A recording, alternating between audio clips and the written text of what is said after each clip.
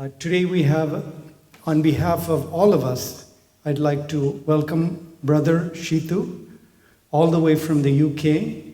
And I know that you will definitely enjoy hearing him. Brother Shitu has been a devotee of Bhagwan for over 40 years, starting in the Balvikas program in the United Kingdom, first as a student, and then followed by serving as a teacher for over 10 years. He studied history at London University and has worked in asset management for the past 20 years. He was appointed by Swami as the first international youth coordinator in 2007, and Bhagwan blessed him to travel around the world and conduct zonal youth conferences. Brother Shitu has served on the Central Trust of the United Kingdom and is currently serving as the Central Coordinator for Europe. It's absolutely wonderful to have you join us today, and we absolutely look forward to hearing you. Jai Sai Ram.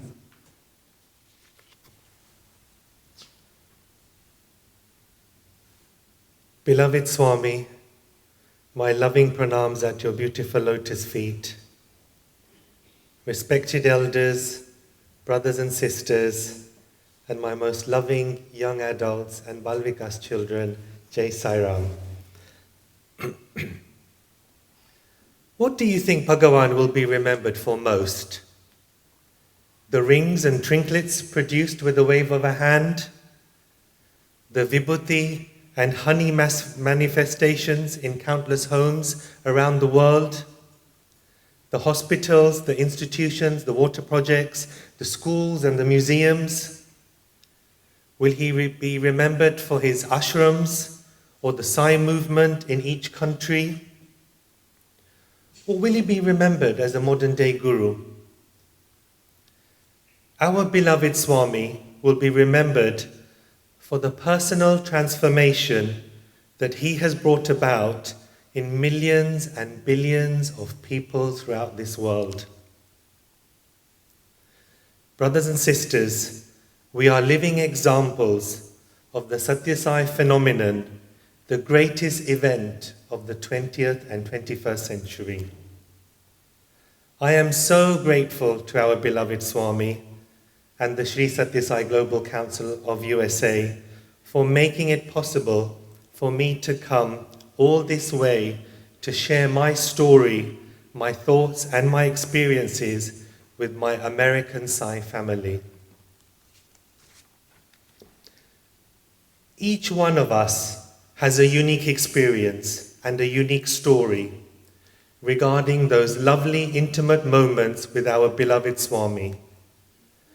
Swami likes us to share these so they not only inspire and motivate people, but usually there is a valuable lesson and teaching that accompanies each experience for the person as well as the listener. I am but a single grain of sand on Bhagavan's vast shore, mingling with countless others like you with a unique tale to tell and experiences etched by the tides of life. Together we form the boundless beach where every grain holds a divine story, whispering its own sacred truth in the grand narrative of existence. William Blake, the great English poet, beautifully put it, "To see a world in a grain of sand and a heaven in a wildflower, hold infinity in the palm of your hand and eternity in an hour." The Buddha was right when he said, if you want to understand the universe, look deeply into the smallest grain of sand. Therefore, if you want to understand our Swami, look at that grain of sand, and enveloped in that grain of sand, you will find His Majesty. Brothers and sisters, my life changed when Swami came into my life at the tender age of 9 years. Swami has been so kind to me over the years, and some of the experiences that I will share with you are a reminder to all of us of his omnipresent, omnipotent, and omniscient. We may forget him, but he will never forget or forsake us. Unlike many of you, I guess I needed a little more work in becoming the person Swami wanted me to become. Over the years, it was my job when I had the good fortune of Swami calling me to his feet in the interview room. At the end of the interview, Swami would give me a bag, a basket to hold, and in that basket there was lots of vibhuti packets. So my job was to hold this bag and walk around while he would take a whole heap full of vibhuti and give it to each person in the interview. One day, I had the courage. We were very close. His nose was almost touching mine, and sometimes when he turned to speak to a devotee, his hair would brush against mine. So I took the courage and said, "Swami, I want to be with you." Swami paused, and I thought any minute he's going to say yes. What did Swami say? No qualifications, and moved on. Swami is an extremely tough taskmaster and always expects perfection of us. But despite my many imperfections, he remains very patient, nurturing the hope that one day I will rise to meet his divine expectations. Now come with me on a journey back to the 1980s, to England, to a quiet town in London. In a modest home lived a devout couple and their only child. A 9-year-old boy sits late at night gazing out of the window at the stars, pondering the existence of God. Did he know I existed? Did he love me? Where was he? And why had he not revealed himself to me? That night, with an extremely heavy heart, I laid my head to sleep, feeling alone and empty.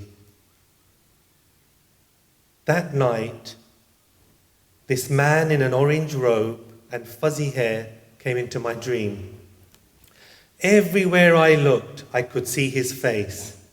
It was embossed in the stars, in the sun, in the moon, in the planets, in the stream, in the hills, in the mountains, in the animals. Everywhere I looked, I saw this beautiful, radiant face. Then the scene changed. And there stood this beautiful being dressed as an astronaut. Then he changed his clothes and he wore an outfit of a barrister. He changed again, and there I saw this beautiful being with fuzzy hair dressed as a cowboy. Little did I know that morning when I woke up very confused by this dream, pondering who this person was, that my life was about to change. Swami says regarding dreams that he wills a dream as a means of communication with the dreamer in order to grant him or her courage, confidence, and clarity of thought.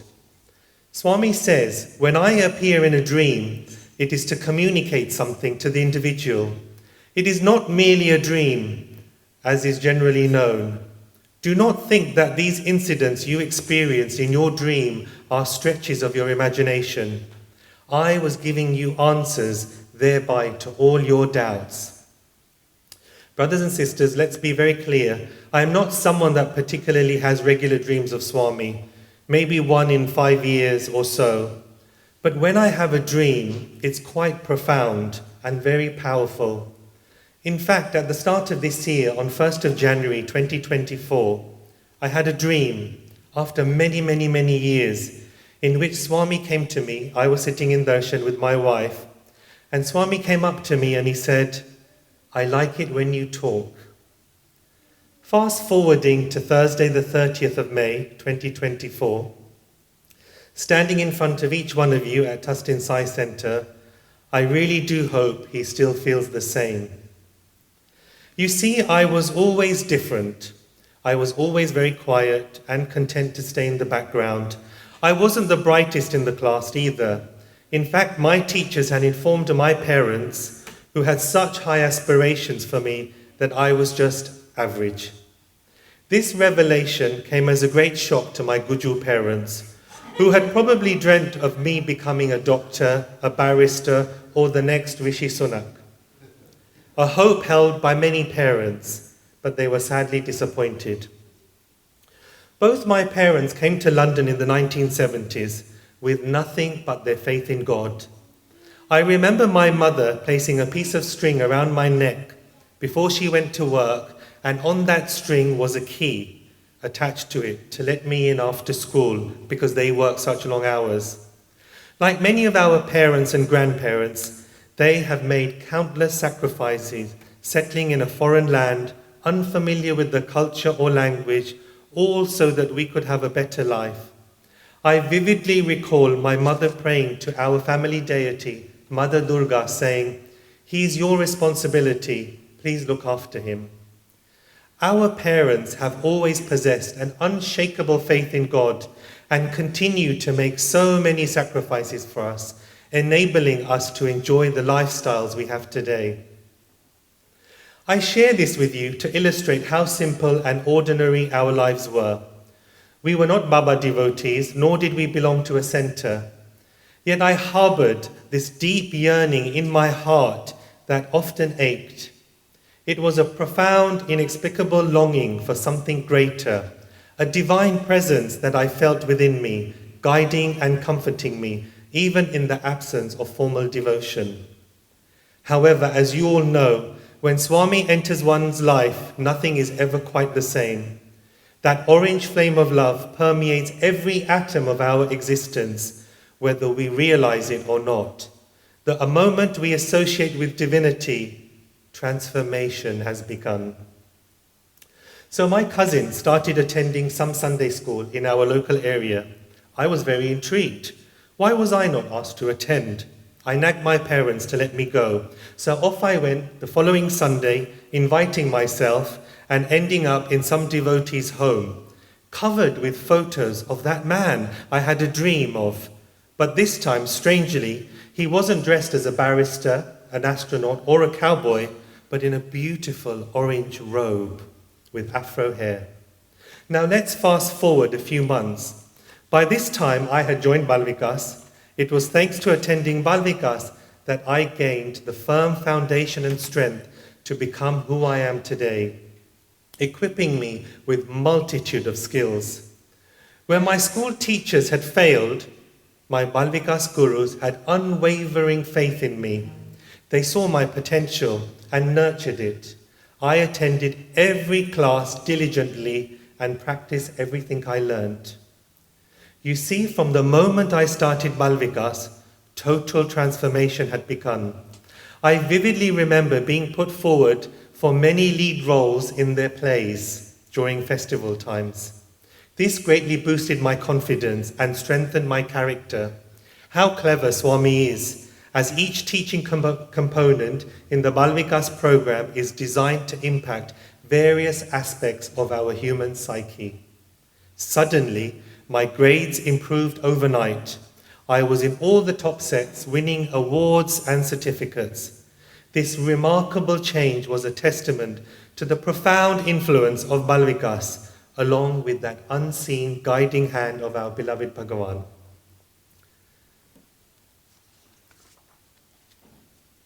When I looked at these beautiful roses on your beautiful altar, when I was sitting there, it reminded me of a very beautiful story. How many of you ever wonder, does our Lord sit on this chair? I always did growing up, from the age of 9 onwards. Did he really sit there when we sang bhajans? What was he doing? Was he walking around? Did he just come in and come out? Did Swami really sit there? One year, it was my birthday, and the centre had organised bhajans just like you have, and our bhajans in our centre used to take place in someone's home. So it was my birthday that day, so I woke up very excited. My parents had left a birthday card for me. which I opened, and how very boring when your parents leave money in a card for you. So I was very excited. I thought any minute there may be a knock on the door, somebody may give a present, the phone will ring, my cousins may be ringing, but nothing. And throughout the day, I would go and pick up the old-fashioned phones that we used to have, put it to make sure that the phone line wasn't dead. Nobody called me. So anyway, I got ready, and a devotee came to pick me up to take me to the bhajans. I got to the bhajans thinking, I bet the centre has planned a surprise for me. Went inside, nobody said happy birthday. So I thought, okay, this is good. This is going to be a big surprise at the end. So we sat down, the bhajans started, very beautiful bhajans. And because I was quite young, the centre president would always put me in the front of Swami's chair. And my job was, at the beginning of every bhajan, to stand up and say, on behalf of all the devotees present here today, our most humble salutations are the beautiful lotus feet of Bhagavan Sri Sathya Sai Baba, and then I would sit down. And I did that. The bhajans were beautiful, the bhajans finished, and I kept looking to the left where the door was. Any minute, I bet you they're going to come with a beautiful birthday cake. Nothing happened. My heart broke, my heart sank when they started doing Loka Samasta. Everybody had forgotten my birthday. And birthdays are very special to me, as they are for every child. And then I knew nothing was going to happen when the centre president announced, we will now meditate for 1 minute. So I sat there as everybody meditated, and I said to Swami, I don't care that everyone has forgotten my birthday, but how can you, my beloved, forget my birthday? And then something crazy happened. They had placed a rose like you have on the armchair, and this invisible beloved Swami flicked it, and it went flying into my lap. Those elders who don't like to meditate, who had their eyes opened, suddenly gasped and said, Swami, because the rose literally flew and landed on my lap. Brothers and sisters, that's our Swami. Others may forget, but he will never forget or forsake us. The power of the name. Shirdi Baba says, my eye is ever on those who love me. Whatever you do, wherever you may be, ever bear this in mind. I am always aware of everything that happens. Sometimes we pray to God and wonder, does he really listen to our prayers? Can you imagine how many people must be praying to him, asking for favors? In the Narada Puran, it is said, in this age of Kali, there is no religion than glorifying the Lord by utterance of his holy name. And that is the injunction of all the revealed scriptures. There is no other way, there is no other way, there is no other way. The name of the Lord is so powerful that it made the heavy stones float in Treta Yuga when Lord Rama and his army had to cross the bridge to Lanka. It transformed a robber into a sage, Rishi Vashishta. And in this Kali Yuga, it makes our Lord, our Swami, drop everything and come running to our rescue when we are in trouble.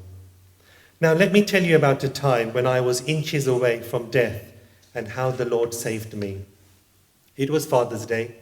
We had gone to the Indian sort of version of London. My mother wanted to do some grocery shopping. So my father parked the car on the main road and he ran in to get a few groceries. Me and my mother were sitting in the car. I think we were on our way to a wedding or some sort of family engagement. My mother was sitting at the back, I was sitting in the front, and it was summer, the window was down.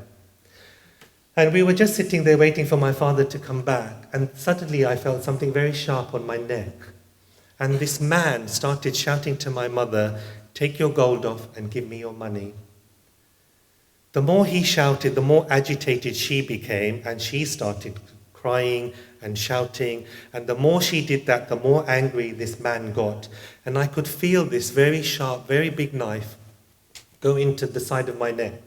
And obviously when you're young, it's a lot thinner than it is now. And the more she screamed, it went in, and I thought any minute it's going to puncture and go right through. I remember the words of my Balvikas Guru, whenever you were in trouble, think of him. So I started calling out, Swami. I must have just said it once. The man became very agitated. He shouted at my mother and said, the next time I ask you for something, give it. And then he walked away. How strange. That, brothers and sisters, is our beloved Swami. Do not be fooled. He's not sitting in Puttaparthi. He's not in India. Whenever we call him, our Lord comes running. It reminds me of another story. When I was growing up, I had this intense desire to see Swami, and I wanted to go to Parthi. And to be called to Prashanti is truly a gift that one should never take for granted. Now, this one particular time, I didn't want to trouble my parents. Our parents have lots of bills to pay and lots of, expenses. And I used to silently pray to Swami and say, Swami, I want to come to you. Please call me. Find a way. Because if you have faith and if you trust him, I had faith that he will find a way. A letter came through the door that the government was running a scholarship that students could apply to. They would fund the scholarship. So I filled in this application form and I wrote that I wanted to go to Prashanti Nilayam. Now, this governmental scholarship, I can't just say I want to go and see God. So I wrote an elaborate answer about how I wanted to go and do research into SSEHV, Satya Sai Education and Human Program. And I wrote a little bit about as much as I knew about the SSEHV program, filled the form in, sent it. After a few days, I got a response back, which said out of 1,000+ applications, 10 people had been chosen to go to meet the Mayor of London in the very grand office that they have in the City of London, London Guildhall. So off I went in my suit, and I must have walked in to a room this size, very, very beautiful, and thinking that, this interview is probably one person, and I was very confident that I could win this person over. I walked in, and to my horror, there was a panel of 12 people. And in the middle of the panel sat the Lord Mayor with all his gold chains in this very beautiful, ornate room. The chair was put right where Jean is sitting, far away from this panel. So I sat there, and then it started. One after the other, they started blasting questions about SSEHV. I did not know much about SSEHV, because remember, that was just an excuse for me to get to Parthi. I prayed to Swami because my Guru had told me, my Balvikas Guru, that whenever you are in trouble, you just have to pray to Swami. Just say, Swami, please speak through me. Please act through me. And Swami will do the rest. So I did that. One after the other, I was quite surprised. It was a very surreal moment that I was able to answer all these questions. The more questions they threw at me, the more brilliant answers that I gave back. And then the Lord Mayor said, thank you very much, we will let you know. Every morning, I would wake up and run down to see whether the post had come. Days went by, weeks went by, months went by, and I was so dejected. I went in front of the altar in our house and said, Swami, how can you not want me to be there with you? I love you. I have no other desire but to be with you. So then I went about my way, and then the post came, and there was a letter, and it had the crest on there. But when I held the envelope, it was very thin, and I was very disappointed. I was expecting it to be, you're always taught when it's a padded letter, it's very formal. But when it's normally a very thin letter, an envelope, it's probably a rejection. So with a very, very heavy heart, I opened this letter, and it said, congratulations, you have won the Frank Denning Travel Scholarship, and that they would pay for all my travel to Puttaparthi. But then I read further, and the devil is always in the detail, that after they wanted me to do a 10,000-word dissertation on the topic that I had chosen. Oh, Swami, I did not know anything about Satya Sai Education, Human Values. I just wanted to come and be with you. So I used my brains and quickly wrote a letter to the then international chairman of the organization, Shri Indulal Shah. And I wrote to him that I won this wonderful scholarship in SSEHV. Please can you help me? I would like to go to Parthi. not expecting a response, because why would Indubai want to write to an unknown person in the back of Beyond in London? Within days, I got a response back from Indubai to say, come to Mumbai, I will see you. So in that time, the check came from the government.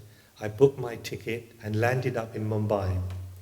Boy, was that tough. So for every day, for 1 week, I had to go and meet Indubai. And I don't know how many of you have heard of Indubai or know him. He is a very, very, very strict person.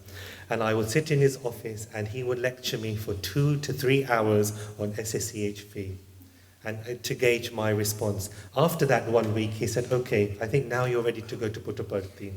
So I landed up in Puttaparthi, and then as we all have this problem, I got to the accommodation office and they said, sorry, single man on his own, young boy, we can't give you a room.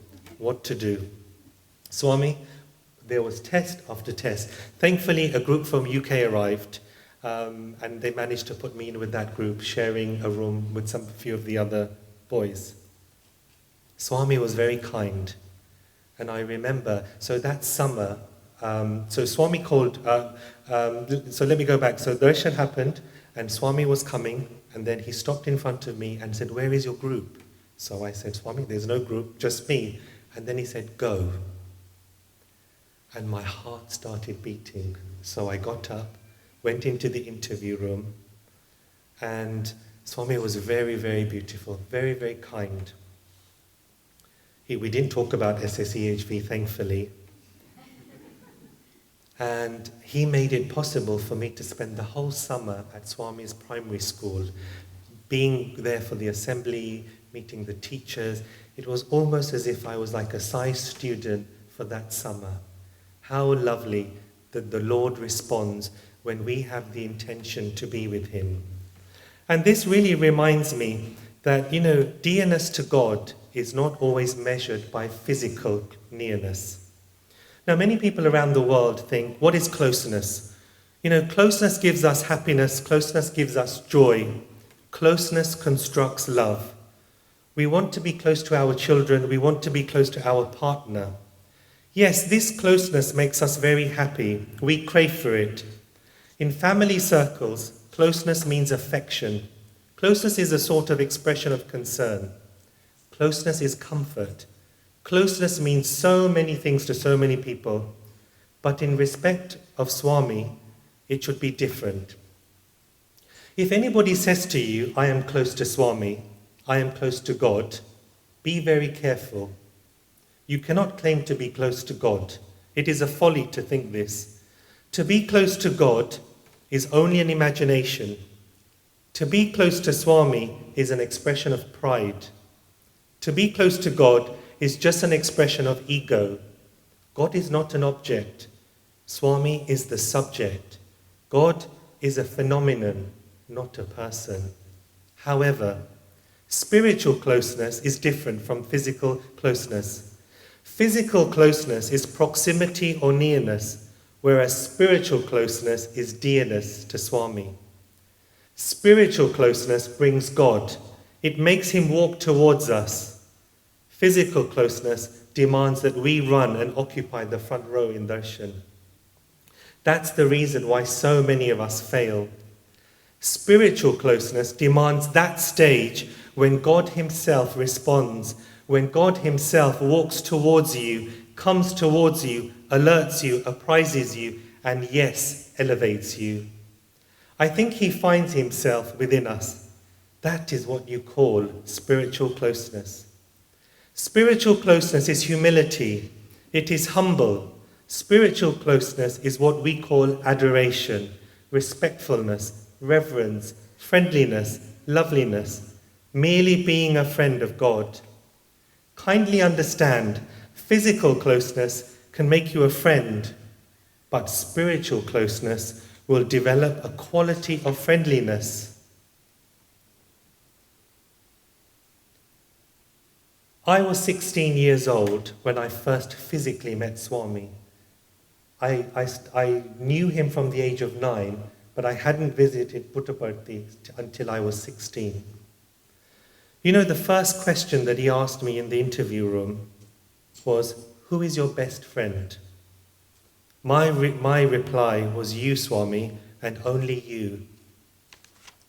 Swami looked around in the interview room and said to the people, see, this young boy made Swami his best friend, and he has not even met me until today. Transformation can take place by merely living in his omnipresence. You know, we think we have best friends in life, but when things get tough, they leave us, and they sometimes often upset us. But when you make Swami your best friend, he never ever lets you down.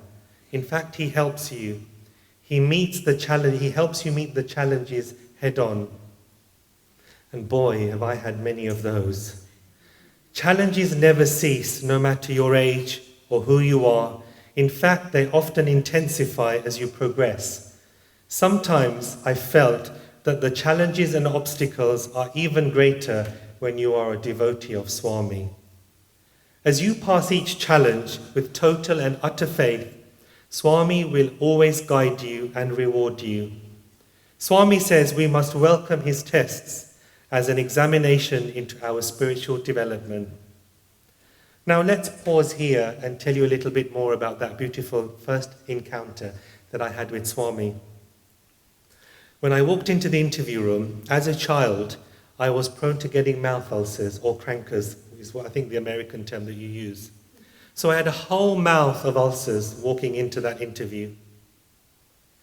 And in the past, growing up, I always was prone to stomach aches. Now, parents out there, you know, when your child tells you you have a stomach ache, why is it that parents say, oh, you know, forget about it and go and do something else? They never believe you. So I always got this tough love for my parents. Whenever I said I had a really bad stomach ache, they were like, no, you'll be all right. You know, go and get on with whatever you're doing.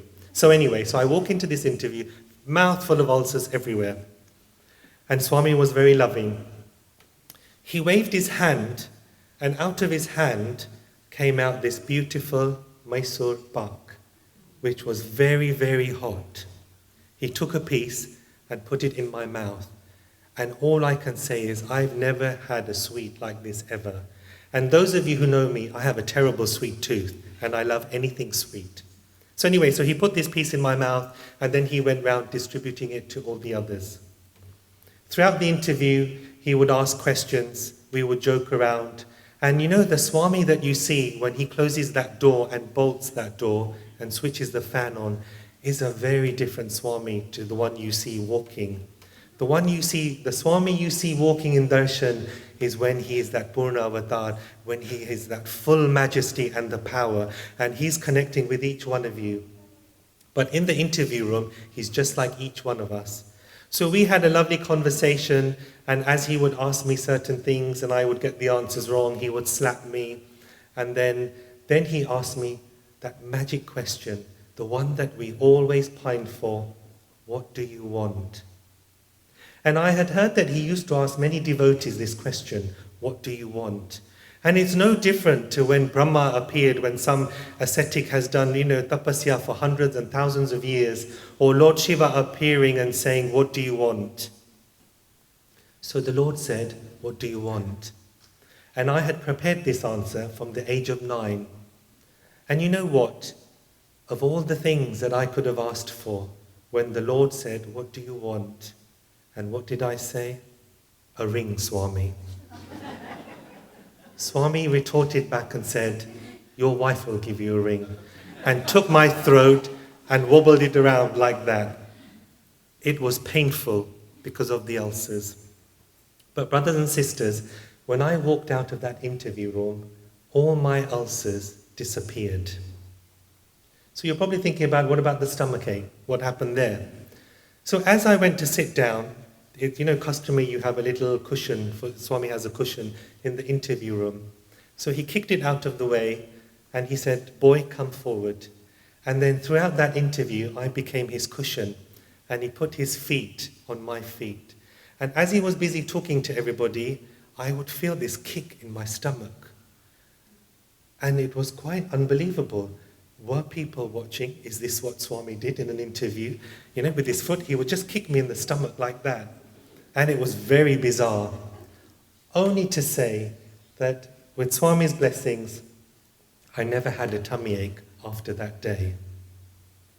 There was another very beautiful episode that happened in that particular interview.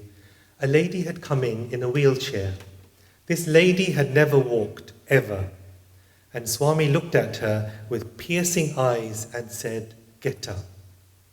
The woman got very confused. How do you tell the Lord of the universe, I can't? How do you tell the Lord of the universe, I've never got up? And Swami was very insistent, get up, get up. At one point he got very, sort of impatient. So Swami stood up and he started walking towards this woman in a wheelchair, waving his hand. And from his hand came this hot ash. And he started sprinkling it on her knees. And he kept saying, get up. He told the people next to her, get her up, with such force. So they got this woman up. She stood up, having never stood up ever. And he looked at her legs with piercing eyes, and then said, close their wheelchair. Brothers and sisters, only to say this lady walked out of the interview room and never had to use a wheelchair again. When we are faced with obstacles, we must surrender it to Swami, no matter how difficult. The moment you surrender to Swami, Bhagavan gets activated into action. Now let me share the most profound and hardest test to date he has put me and my wife through, and the experience that almost scarred us for life regarding my son, and how the whole world almost came crashing down. Don't think just because you are a Sai devotee, the best singer, the best sevadal, that you are immune to his tests, that you are immune to his challenges and obstacles.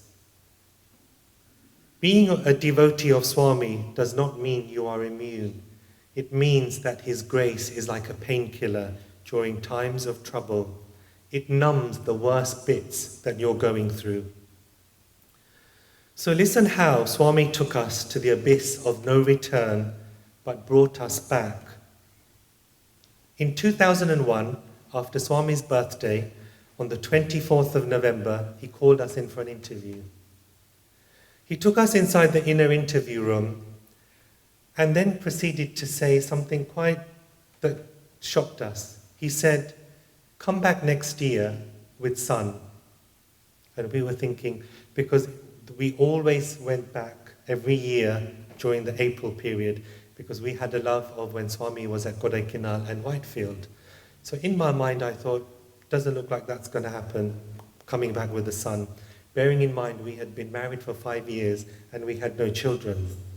But Swami was adamant, come back next year with child. So if you fast forward now to April 2002, my wife had fallen pregnant. Now the little tailpiece of that in the interview room in November, when he said come back next year, he did something very strange like this. He did that. And he said the tubes were tangled. Now you'll be all right. He did it with his hand, just like that. So we came back in April, and you don't know my wife, but she's a lot shorter. She's very slim and quite petite. And we were just coming up to 3 months, so no one really knew that she was expecting. Out of the blue, Swami, we were in Whitefield, and one beautiful morning, Swami called us in for an interview room. So we went inside, and we were seated. Swami came in, and as customary, he would close the door, bolt the door, put the fan on, put the light on. And even before he had turned around, he looked at her and said, "How many months?" So Rita said, 3 months, Swami. Swami said, Then he looked at her sitting down and said, very firmly, "Do you want a boy or do you want a girl?" Rita didn't say anything. And Swami looked at me and giggled and said, "I know she wants a boy." So then he took us in the inner room, the inner interview room, and we sat down. And the conversation became very deep. He was talking about some spiritual things. And then out of the blue, I said, "Swami, we surrendered this child at your lotus feet." Swami became very happy. He closed his eyes, and then things that I had read in a book. there are many books where they write about Swami going into a trance. So Swami went into a trance that felt like 10 to 15 minutes. His eyes were closed and all that moved was his hands like this, very slowly, like he's watching a TV screen or there's like a reel going past. He suddenly woke up and said, "Have no fear, this child is my responsibility." When Rita was 8 months, she didn't feel well on the day of Dasera. She felt very uneasy and she had this really horrible feeling. So we quickly went to the hospital and they did the scan, and the nurse doing the scan felt like she took forever. And then what made it worse was that she said, "Hang on a minute, I need to go and get somebody." So she went and got a consultant and he started doing the scan. And then he said, "I'm very sorry to tell you, but I don't think this child has been growing because my wife is very petite." He said there's not enough amniotic fluid in the stomach. For an 8-month-old, it doesn't look like this baby has grown. The heartbeat is very, very faint, and I think we're going to need to do an emergency C-section, or you're going to need to give birth. They prepared us for the worst, that you would have to give birth to a dead child. We didn't know what to do. So then we came out and we had to go to another hospital. We jumped into a black cab. I had no money on me. We had to stop somewhere so I could get some money out of an ATM. We got to an A&E and it was late at night. There were no doctors. So we were taken into this room and Rita was put onto all these machines and we just surrendered. And we said to Swami, "Whatever your will, Swami, we will take it because we love you." That night, as you know, I don't really dream of Swami. Swami came into my dream. He started walking down this beautiful wooden spiral staircase towards me. And as he was coming down, he started waving his hand, and out of his hand, water started flowing. I clasped my hand, and out of his hand came out a great big Shivalingam. Swami stopped by and said, "Have no fear, everything will be all right." I quickly woke up, it was early hour of the morning, and I said, "Rita, it's going to be okay." She didn't have much hope because obviously at 8 months, nothing was moving inside, and she had that pitted feeling. So then in the morning, the doctors came, and can you believe in London, they couldn't find a hospital bed to do the operation, for the after recovery. All the hospitals, all the beds were full. Then there was talk of flying us to Scotland. I mean, this was a Shakespearean tragedy that you could only have read in a book. Then I remembered that I had medical private insurance that we get through work. So I said to the consultant, "Can this help?" And he said, "Why didn't you tell me this in the first place?" So they made some phone calls and they said, "We want you to go to the Portland Hospital." I had heard about this hospital. The Portland Hospital is where Princess Diana had given birth. It's where the royal family give birth to their kids. The sheikhs from UAE come, and I could not believe that this is where we were going. But we still had that awful feeling because remember, we had to prepare for the worst disaster ever. So imagine this scene, then there was no ambulances, they were all out. So then they said, "Look, there are no ambulances available, but if you pay some money, we can get a private ambulance." So we said, "Do whatever you need to." So they called a private ambulance. And imagine this scene, the Houses of Parliament, Big Ben, traffic is coming this way, and our ambulance is going the opposite direction because we had 30 minutes in which to get to the private hospital before the last operation and before the consultant went home. We got there. And then something really strange happened. As we were being taken down to the theatre, the doctor said, "Do you have any music that you want to play?" Now, I did not know that doctors play pop music while they're doing their operations. Thankfully, Rita in her bag had a CD of Swami singing. I think that CD is called Embodiment of Love, where he's singing all these beautiful poems in Telugu to music. So she gave him this CD, and can you believe, these doctors are getting ready, and blasting in the background is Swami's voice as he's singing.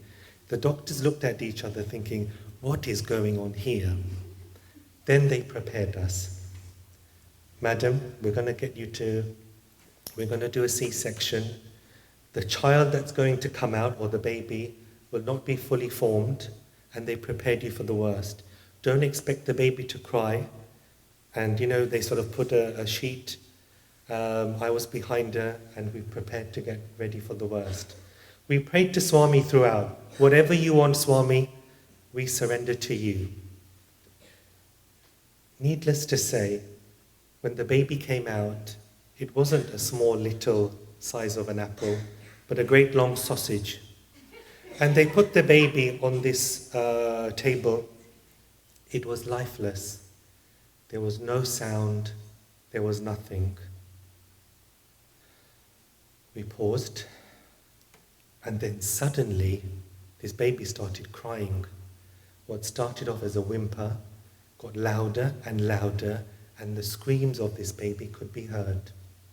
Swami had brought the baby back. Swami had saved the baby. True to his words, this child is my responsibility. And he saved the little boy. So we named him Baby Sai, because Swami had said that he would name the child. And fast forward now 5 years, during the World Youth Conference, 2007. A week before the conference, we were all there very early, making preparations. One afternoon, Swami calls Dr. Goldstein to the podium. And what seemed like for 15 to 20 minutes, Swami is talking to Dr. Goldstein. Poor Dr. Goldstein is not understanding what Swami is saying, and Swami keeps repeating the same thing.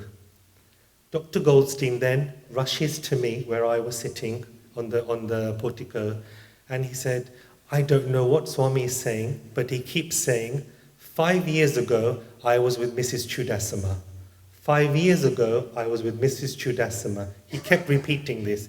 He said, Shittu, do you understand what Swami means? Because he just keeps saying that.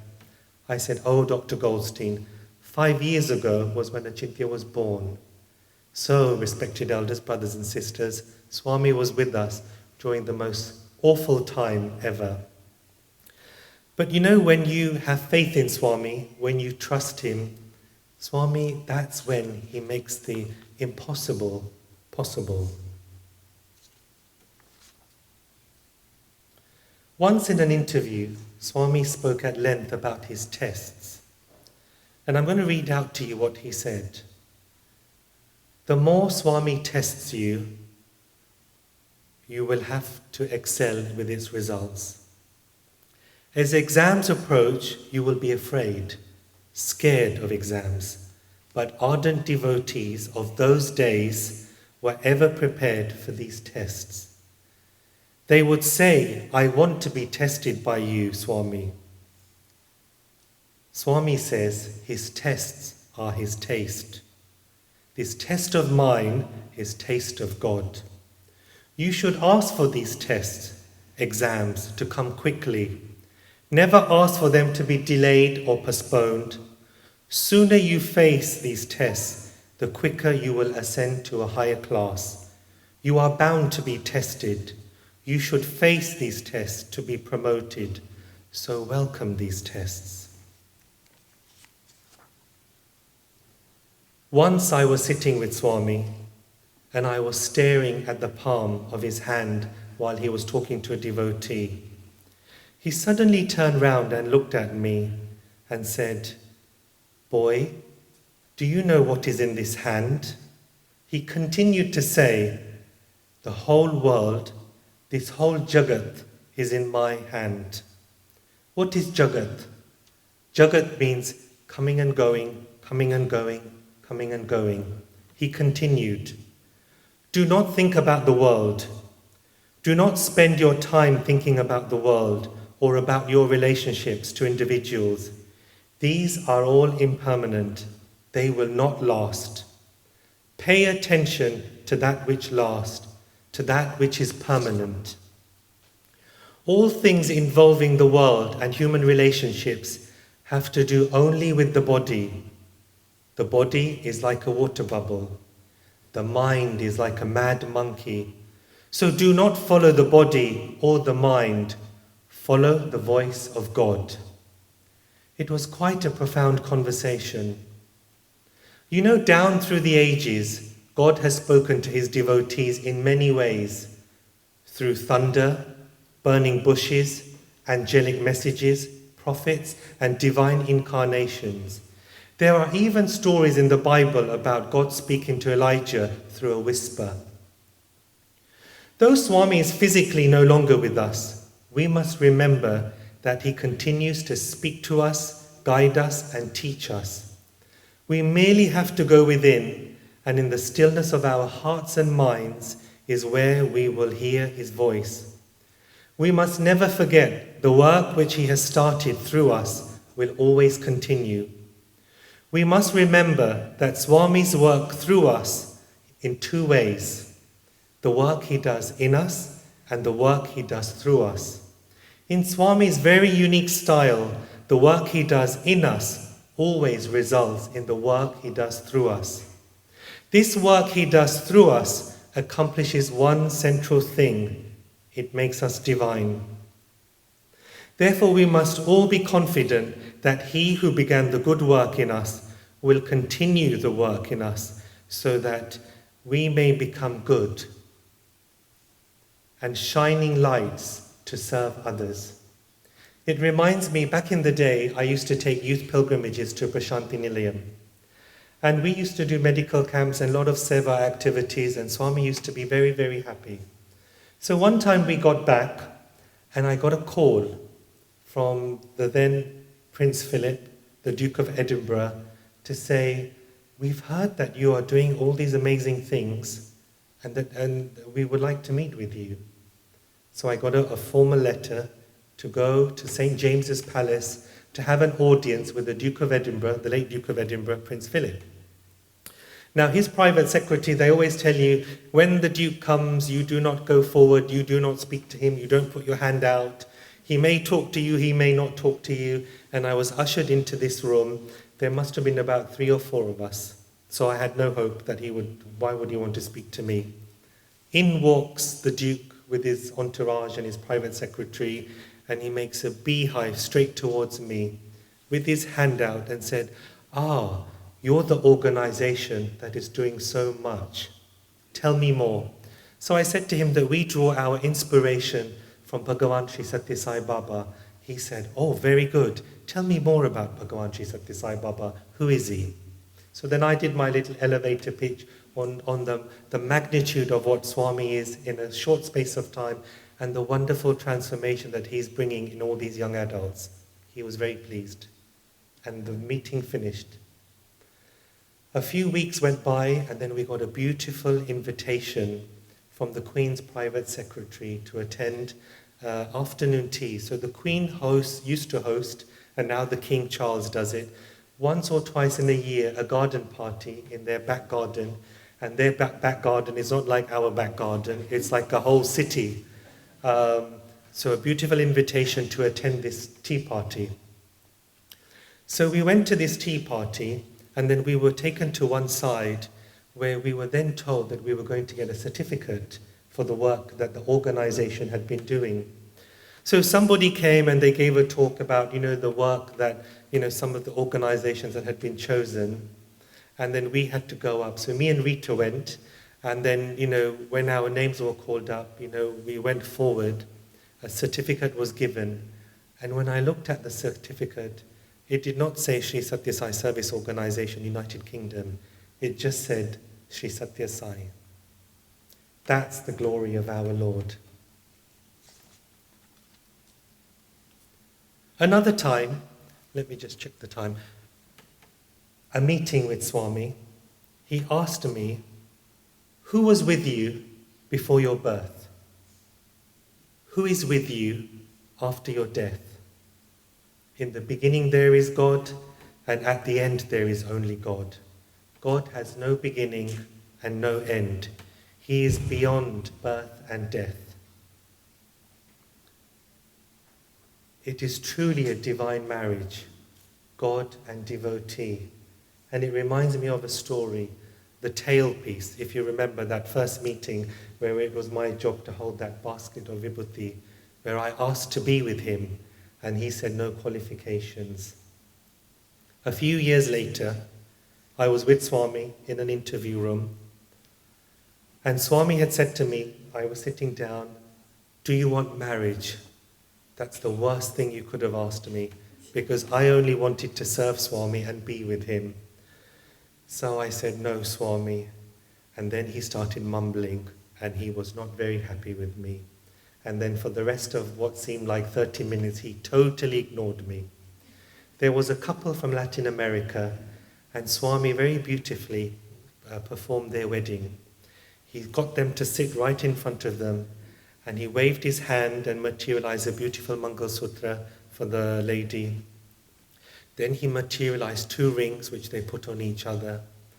Then he started with his hands, and this beautiful flurry of rice grains just started coming as he showered this couple. They were in heaven, we were in heaven.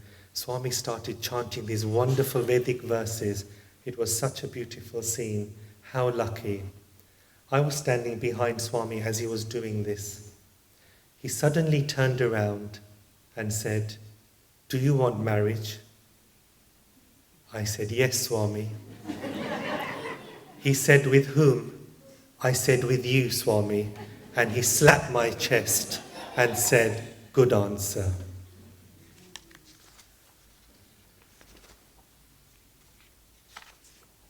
I'm going to end now.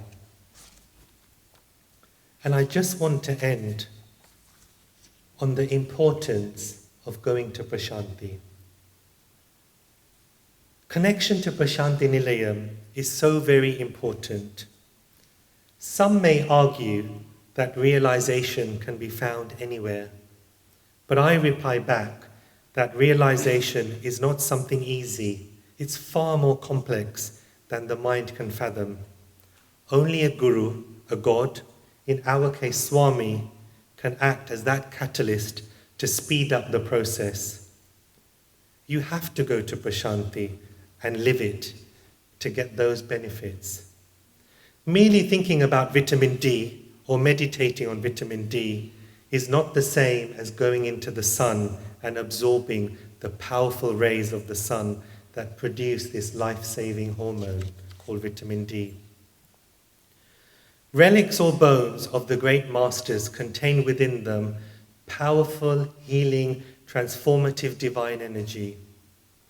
In chapter 25 of the Shirdi Sai Charitra, Shirdi Baba says, "Believe me that though I will pass away, the bones in my tomb will give you hope and confidence. My tomb will be speaking, moving and communicating with those who surrender themselves wholeheartedly to me. Do not be anxious that I will be absent from your life. You will hear my bones speaking about and discussing your welfare. But remember me always. Believe in me, heart and soul, and then you will benefit greatly." Within the Catholic Church, many of the saints and their relics are worshipped. Many, many miracles are associated when the Catholic devotees visit these places. You can find the bones, the relics of Saint Peter, the Apostle, are housed in the St. Peter's Basilica in the Vatican Church in Rome. St. Francis of Assisi, his relics can be found in Assisi, located in the Basilica. St. Bernadette of Lourdes, you must have all heard about the miracles that take place there.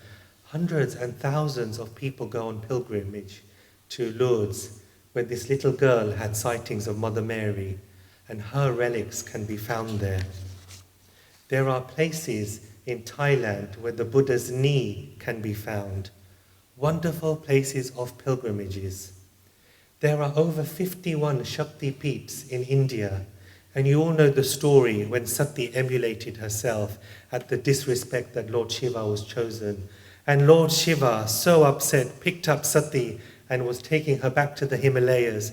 But as he's taking her back to the Himalayas, pieces of her body are falling down on earth.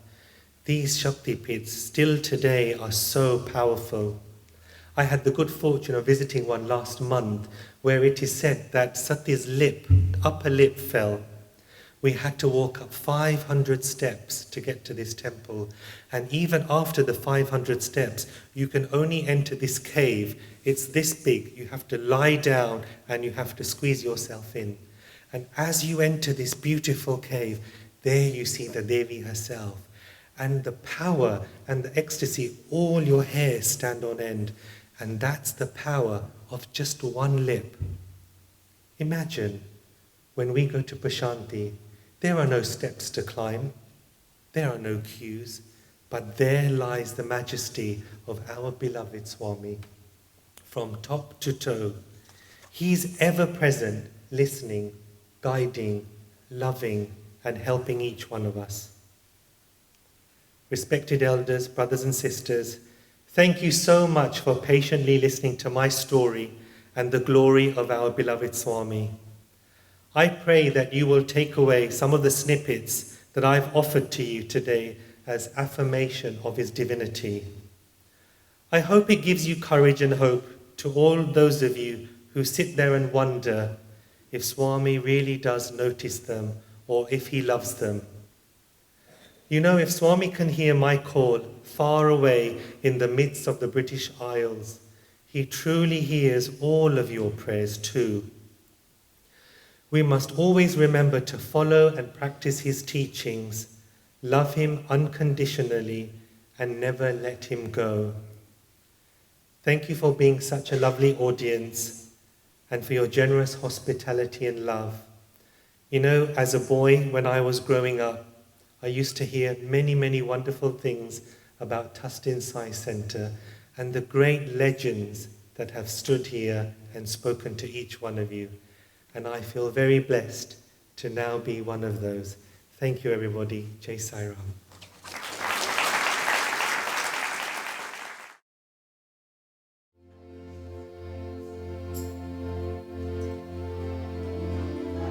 Om Jai Jagadish Hare Swami Satya Sai Hare Bhakta Jana Samrashaka Bhakta Jana Samrashaka Bhakti Madheshwara Om Jai Jagadish Hare